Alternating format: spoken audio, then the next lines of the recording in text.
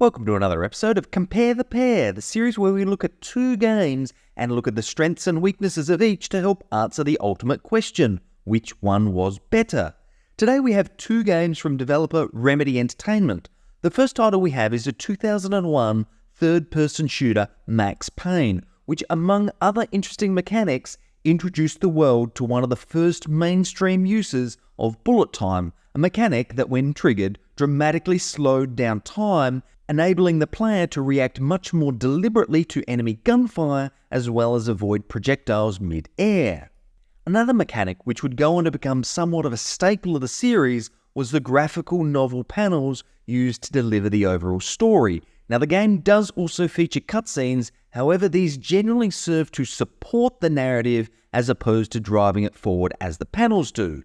Now, on the topic of story, you essentially play the role of Max Payne, a former NYPD officer who becomes a DEA agent after his wife and young child are killed as a result of a home invasion by people connected to a new designer drug called Valkyrie. Now, the game starts off with Max being deep undercover at a crime family suspected of having ties to this new drug, but things quickly change when Max is discovered and subsequently framed for murder. What follows in the roughly 8 to 10 hour story is Max working to uncover the truth about Valkyrie, how it's all connected to his family, and ultimately taking down the people responsible. It's a thoroughly enjoyable story, complete with a likeable cast of heroes and villains, which really do a great job of immersing you in this dark recreation of New York City.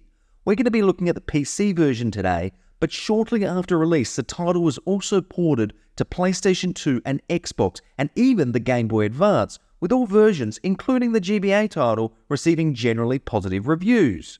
Now, the game was also ported to mobile platforms in 2012, however this is largely just a port of the PC version with controls optimized for touch screens. The second title we'll be looking at today is the 2003 sequel, Max Payne 2, also known as The Fall of Max Payne.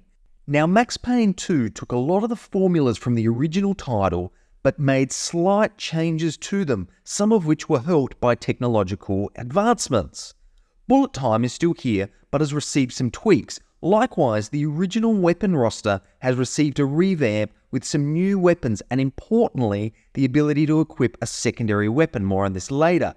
There's also the introduction of AI companions who effectively fight alongside you throughout some segments during the game's roughly 5 to 6 hour campaign. As with the original, the graphic novel panels are still here, although there is more of an emphasis put on the cutscenes to drive the plot along, as opposed to it being somewhat reversed in the original.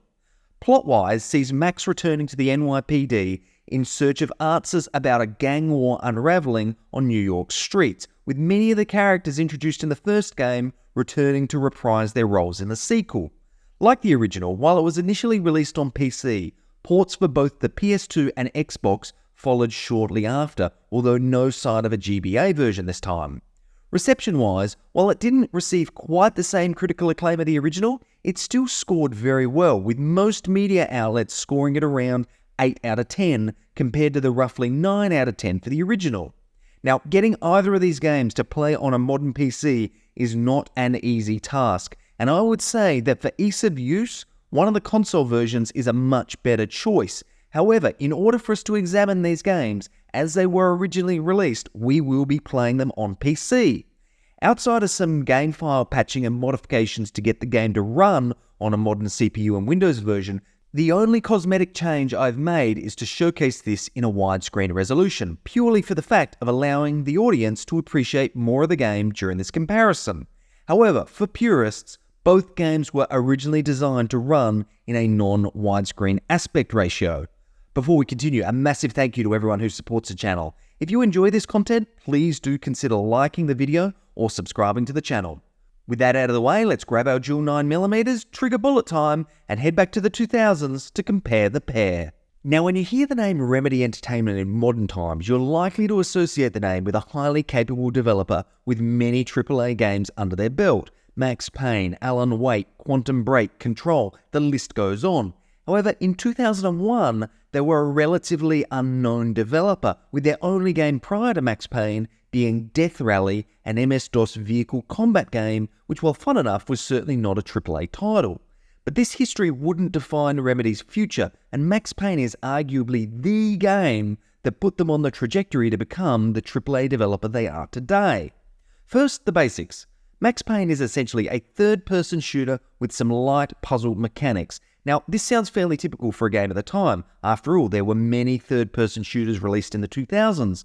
However, where Max Payne differed from its competitors was that it took bold steps to evolve the formula, and for the most part, it succeeded. Firstly, the plot and overall writing were given a much larger focus than we'd ever been treated to before, all wrapped up with excellent presentation and very convincing voice acting. Voice acting can make or break the immersion in a game, and in Max Payne, it basically does everything right and nothing wrong in this regard. It's just that good. The overall art direction was also dialed into a very specific aesthetic to help sell the gritty nature of the world Max existed in. And it's a consistent art style throughout the adventure, again helping to create a thoroughly immersive experience. Then we come to the star of the show, the magnum opus, the crown jewels, bullet time. Now, it's hard in modern times to articulate to an audience just how groundbreaking the bullet time in Max Payne was upon release.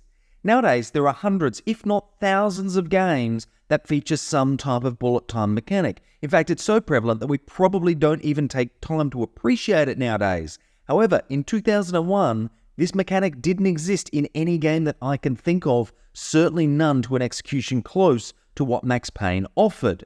As a kid, I played through the demo for this game so many times I lost count, simply because bullet time was so much fun.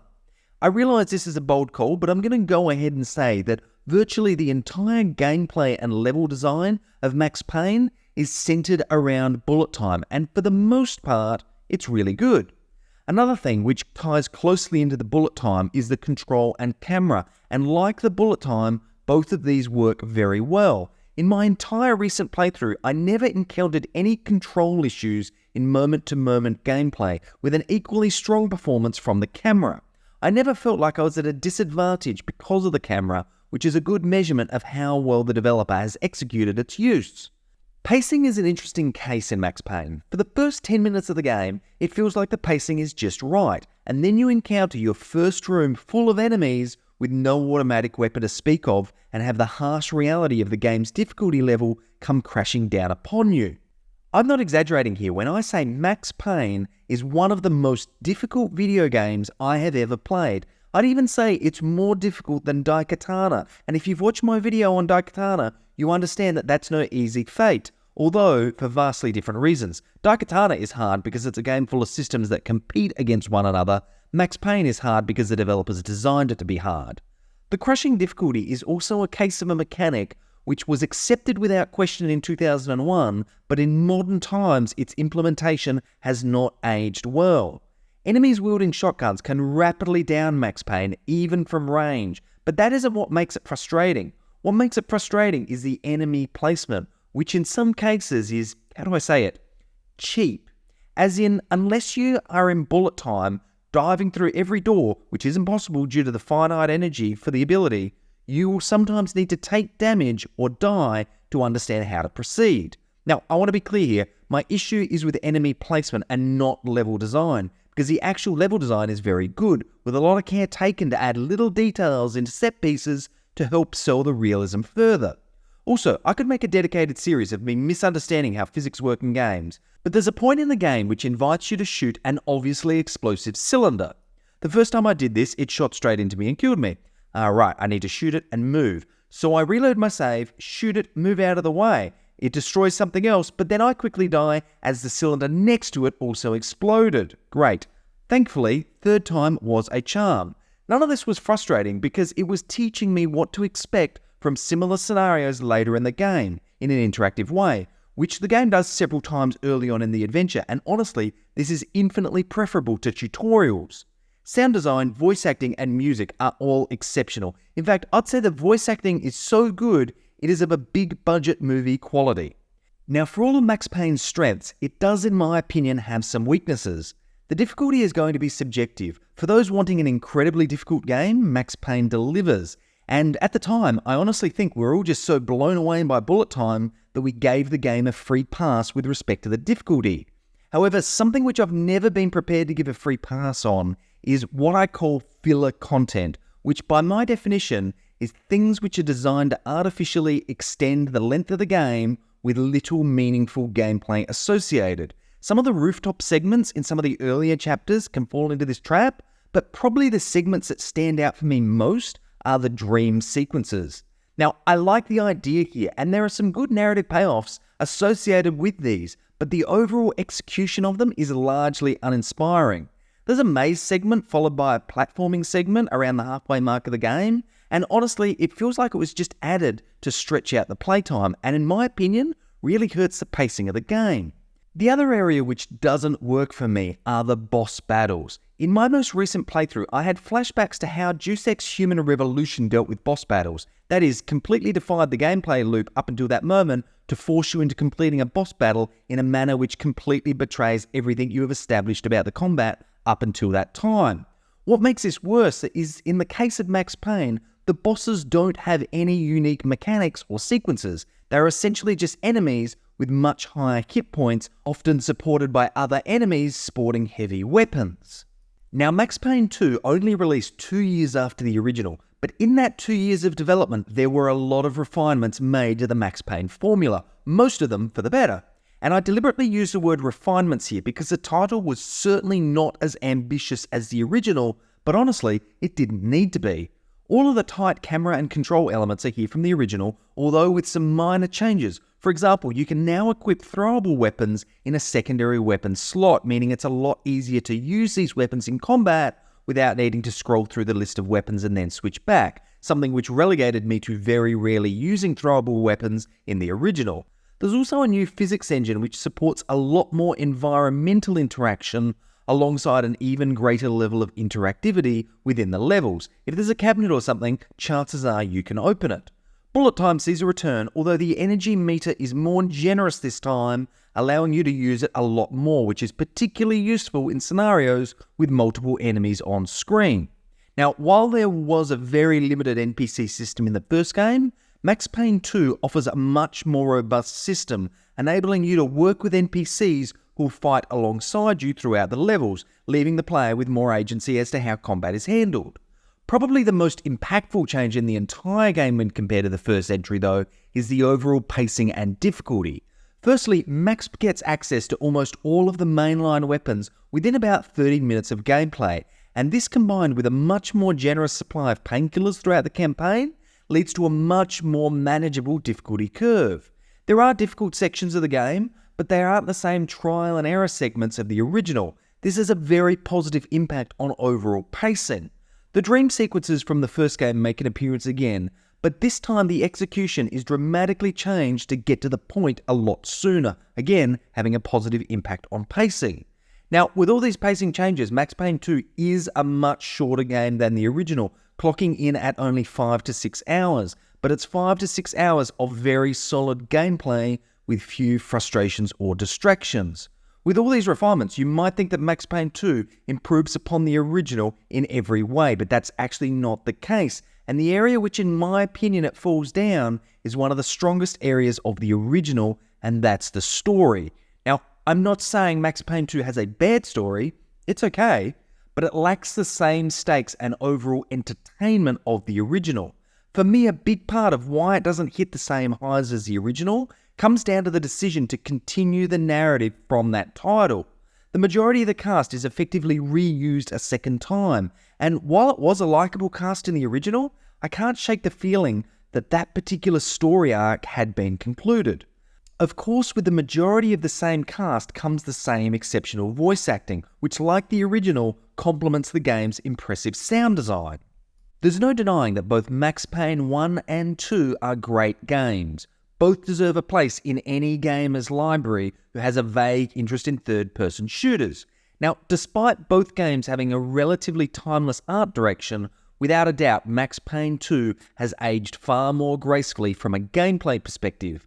When I play through games for the channel, I generally stop and take notes throughout the playthrough so I can remember key points. In the case of the original, I had 3 pages of notes which were mostly written between my many deaths. However, in the case of the sequel, I had less than half a page of notes, and this wasn't just because I didn't die as much, but because I was genuinely having a lot of fun playing through the sequel, and my mind was far removed from writing notes.